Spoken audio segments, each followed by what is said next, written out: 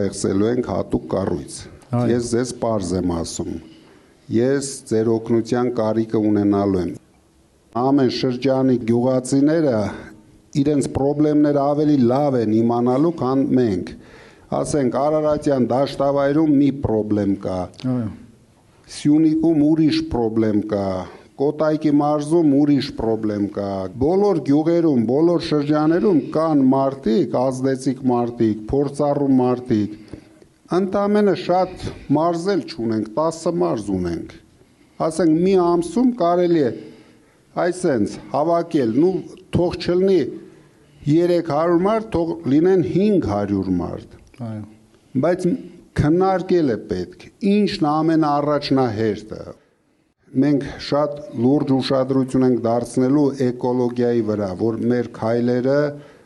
պետք է գեղեցկացնեն, այլ ոչ թե փչացնեն, ասենք Սևանը, Ծաղկաձորը, հիմա դուք տեսնում եք, Հրազդանցիկ լավ տեսնում են Ծաղկաձորում ինչ է կատարվում։ Սարքեցին շատ անճաշակ բնակավայր, բայց Ծաղկաձորը ուներ բոլոր տվյալները,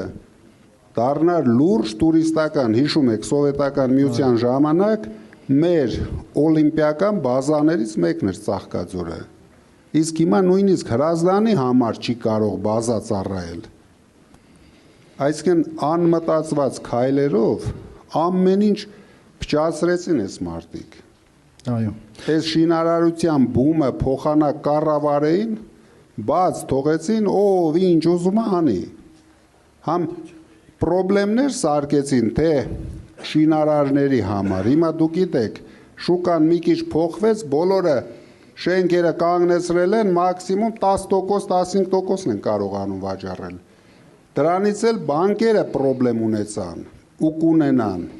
որովհետև ֆինանսավորել են,